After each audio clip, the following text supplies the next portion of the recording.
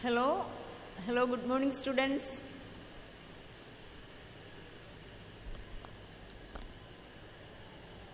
So yesterday we were studying about the features of democracy. At first we defined democracy, and from that definition we started to study different features of democracy. So what was the first feature of democracy?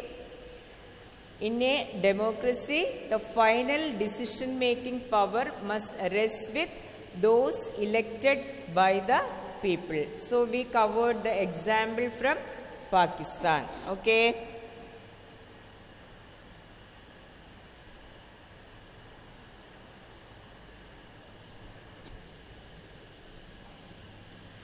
So second feature, free and fair electoral competition. Free and fair electoral competition. So here two examples are there. One from China, then the next from Mexico. Okay. So in China, every 5 years elections are held to the parliament, and the Chinese parliament is called the National People's Congress. So it can be asked for one mark, the name of Chinese parliament, the National People's Congress. Okay. So every 5 years elections are held in China to the parliament. And this the president of China is appointed by the parliament, and the parliament consists of nearly 3,000 members, 3,000 representatives. So, who appoints the president?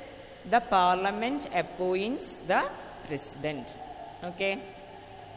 But in China, of these 3,000 members, some are elected by the army. Some are elected. Some members of the parliament are elected by the army. And before elections, the candidate needs the approval of Chinese Communist Party for contesting elections. Okay. So in China, every 5 years there are elections to the parliament. Then the name of Chinese parliament, the National People's Congress. The president is appointed by the parliament, and some members of the parliament are elected by the army, and there are nearly 3,000 members elected from different regions of China. Okay. So in China, these candidates need the approval of Communist Party. So there one party system exists in China. So for contesting elections, these candidates need the approval of Chinese Communist Party. So members of the Communist Party or 8 smaller parties allied to it could contest elections. So there were no opposition party. Opposition parties were not allowed, but still elections were conducted. Why? Because China is also pretending as a democratic system, democratic country. So members of the Communist Party and 8 smaller parties which are allied to this Communist Party could contest elections in China. In which year? In 2002-03. So in the elections of 2002-03, members of the Communist Party or 8 smaller parties which are allied to this Communist Party could contest election. The government is always formed by the Communist Party of China. Okay. So what was the type of election was, can we call it as free and fair election? Never we can call it as free and fair election. Why? Because some members of the parliament are elected by the army, they are not elected by the people. Some members are elected by the army.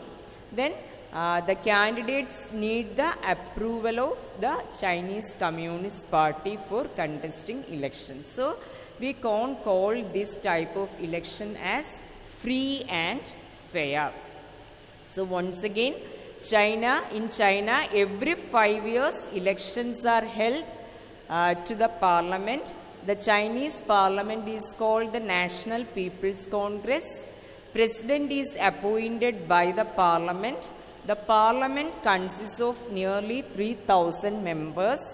Some members of the parliament are elected by the army. Then the candidates need the approval of Chinese Communist Party for contesting elections. Then members of the Communist Party or 8 smaller parties which are allied to this Communist Party could contest election held in 2002-3. Then the government is always formed by the Communist Party. So in China there is one party system. Then the next example from Mexico. Mexico got independence in the year 1930, and every 6 years presidential election is conducted in Mexico, and this country never witnessed a military rule or dictatorship. Okay, they are following the democratic system. Until 2000, every election was won by one political party called Institutional Revolutionary Party. Institutional Revolutionary Party or PRI. Okay. So, Mexico got independence in the year 1930. Every 6 years presidential elections are conducted in Mexico. This country never witnessed military rule or dictatorship. Until 2000, every election was won by a political party named PRI or Institutional Revolutionary Party. Okay.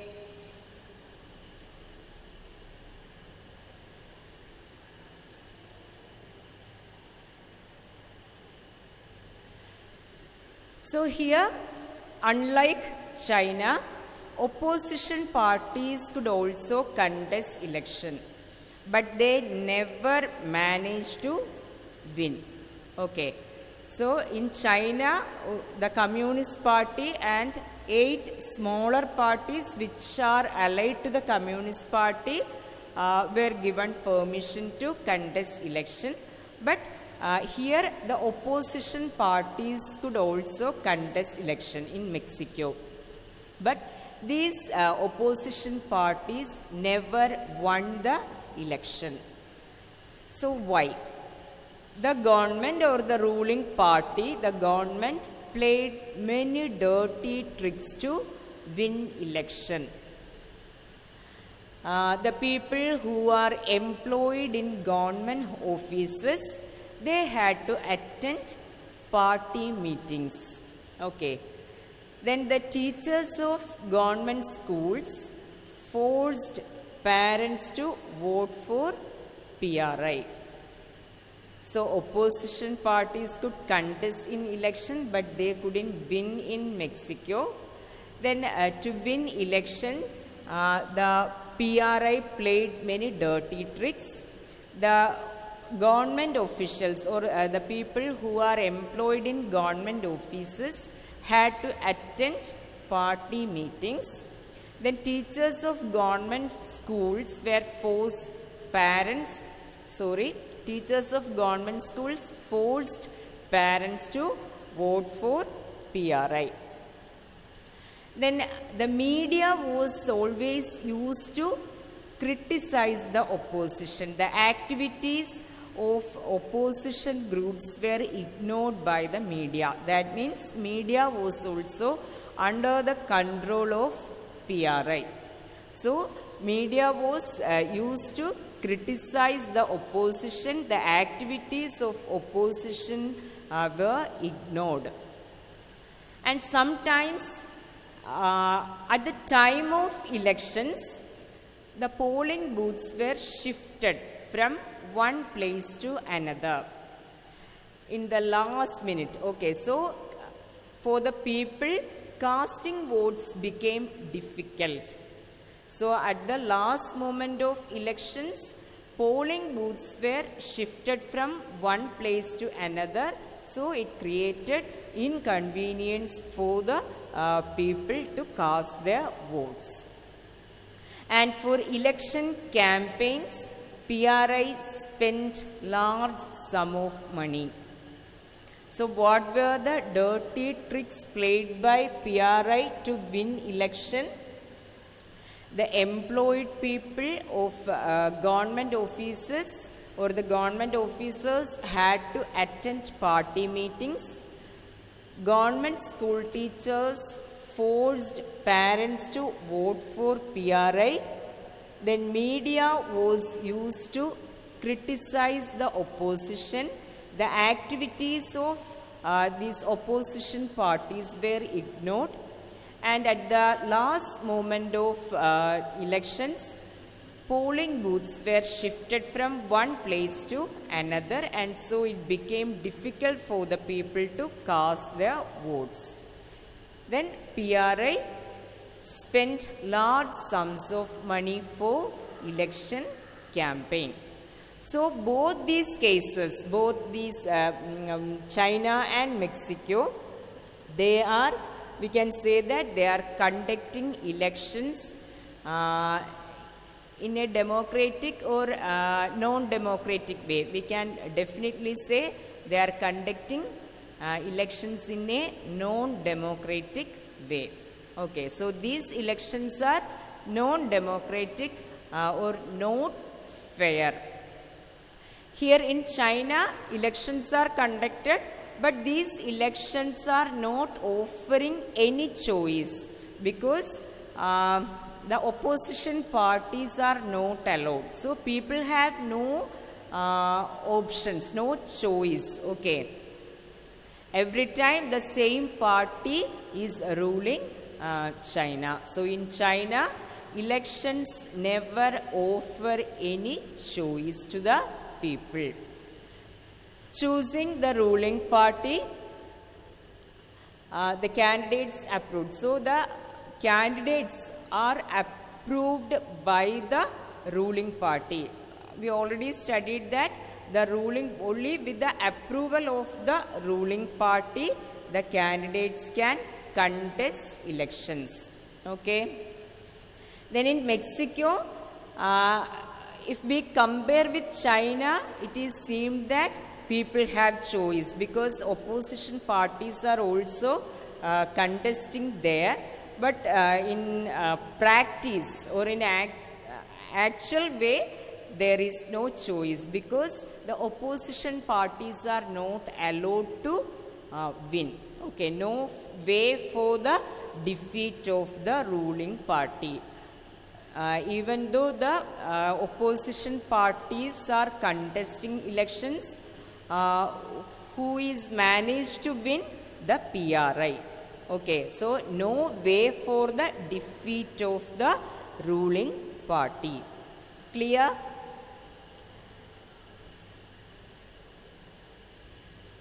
So from these two examples, we can develop the second feature of democracy. A democracy must be based on a free and fair election where those currently in power have a fair chance of losing. Okay, so if elections are free and fair, people are getting chance to choose. Okay, they must have choices. Okay, if they are not satisfied with the ruling government, surely they should be given an option of choosing another ideology. Okay, in our country we are following the following that way. Take the case of Kerala. We can see if the Congress government rules once, definitely next time, next election, the opposition parties will come in rule. Okay, next time it's opposite. Okay, so that's the way followed in almost all regions of India. Okay, so if the people are not satisfied in the ruling government, in the present ruling government, definitely they should be given a choice, they should be given a chance to choose the other one. But in both the cases, in Mexico and China, people are not given such an option. In China, the Communist Party, every time the Communist Party is ruling the country, or the parties allied to, 8 parties allied to the Communist Party are allowed to contest election. Then in Mexico, opposition parties are also contesting elections, but they couldn't win election because of the dirty tricks played by the PRI, the ruling party. Okay, so what is the second feature of democracy? Democracy must be based on a free and fair election where those currently in power have a fair chance of losing. Clear? So once again I am just going through this second feature, free and fair electoral competition. As I said yesterday, when question is there to write features, you have to write that last point, don't write this one. Okay. So in China, every 5 years elections are held to the parliament, and the Chinese parliament is named the National People's Congress. The president is appointed by the parliament, and in the parliament there are nearly 3,000 members. Of these 3,000 members, some are elected by the army, they are not elected by the people. Then the candidates who are contesting elections, they need the approval of the Chinese Communist Party for contesting election. Then members of the Communist Party or 8 smaller parties allied to the Communist Party could contest election held in 2002-2003. And the government is always formed by the Communist Party. Then in Mexico, Mexico became independent in 1930. The presidential election is held in every 6 years. And this country never witnessed a military rule or dictatorship. Until 2000, every election was won by PRI or Institutional Revolutionary Party. Then here in Mexico, opposition parties could contest election, but they couldn't win because the PRI played many dirty tricks to win election. The government officials had to attend the party meetings, PRI's meetings. Then teachers of government schools forced parents to vote for PRI. Then media was used to criticize the opposition parties, and the media ignored the activities of the opposition parties. Then sometimes polling booths were shifted from one place to another at the last moment of election, so it became difficult for people to cast their votes. Then PRA spent large sums of money for election campaign, election propaganda. So these elections are not democratic and not fair.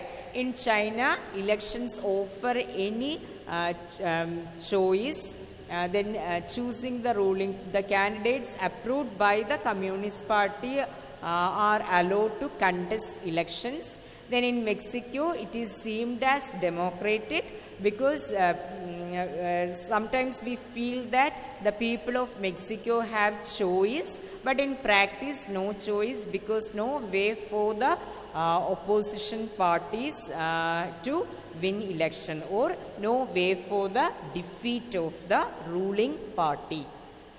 So second, elections must offer a real choice between political alternatives. I already mentioned that example of our state, Kerala. So it should give people a choice to remove the existing rulers if they want to do so.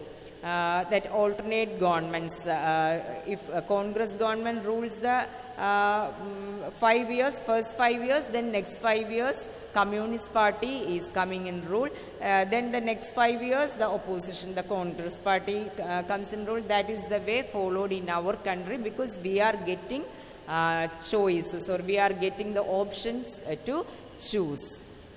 Alternative options are there. So the second feature, a democracy must be based on free and fair election where those currently in power have a fair chance of losing. Okay. So I am moving to the third feature. One person, one vote, one value. So what is the third feature? One person, one vote, one value. That means all are treated equal in a democratic system. There is no extra points for some people's vote. Okay. No extra value is given to some others' vote. There is no discrimination. All are treated equally. There is one value or equal value for the votes of all citizens. Okay. So you all know that democracy is connected to universal adult franchise. So when I started this chapter, I mentioned that you are familiar with some democratic practices. There I mentioned elections or right to vote. All these are part of democratic practices. So if it is a democratic country, universal adult franchise should be given to the citizens. That means all the adults should be given the right to vote. So it is closely linked, this democracy and universal adult franchise. These two are closely linked. And sometimes we can study some instances, some examples of denial of equal right to vote. So in some countries, there is no one person, there is no concept of one person, one vote, one value. In several places, the equal right to vote is denied to its citizens. So 3 examples we have to study here. Note in detail. So until 2015, women didn't have the right to vote in Saudi Arabia. So there was no equal treatment. There was discrimination in Saudi Arabia. Women didn't have the right to vote. You already covered one such example from our history chapter. French Revolution, that active citizens, passive citizens, then the women, there also they got the right to vote later. So here in Saudi Arabia until 2015, women didn't have the right to vote.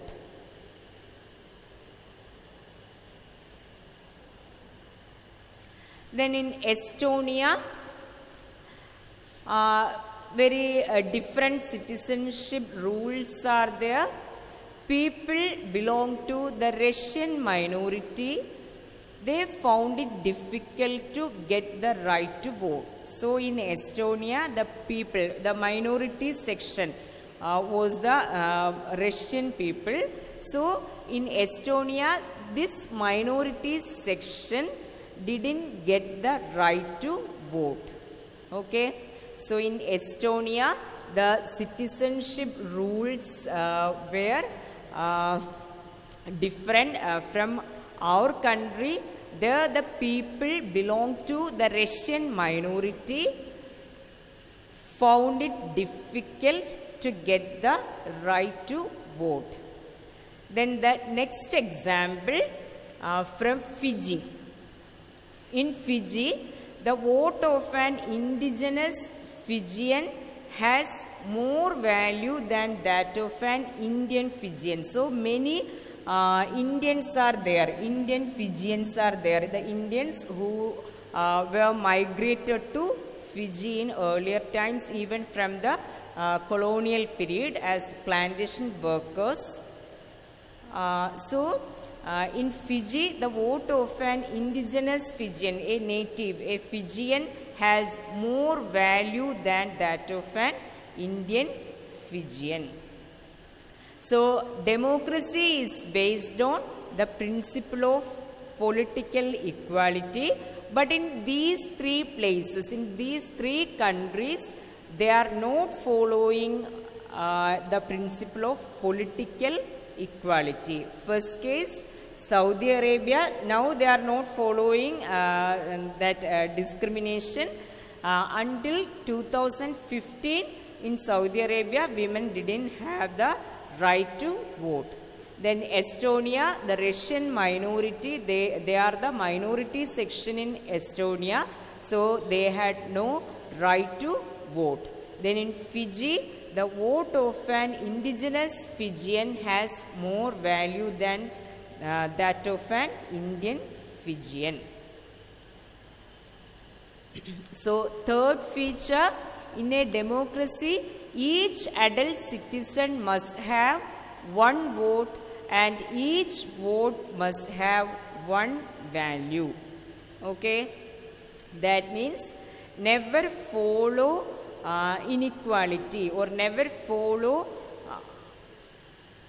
inequality or differences or discrimination while giving the right to vote. Okay, so in a democracy, each adult citizen must have one vote and each vote must have one value or equal value. So, today also I didn't cover all the features of democracy. So, the main portions we covered in this chapter, definition, that simple definition, then three features of democracy. Okay.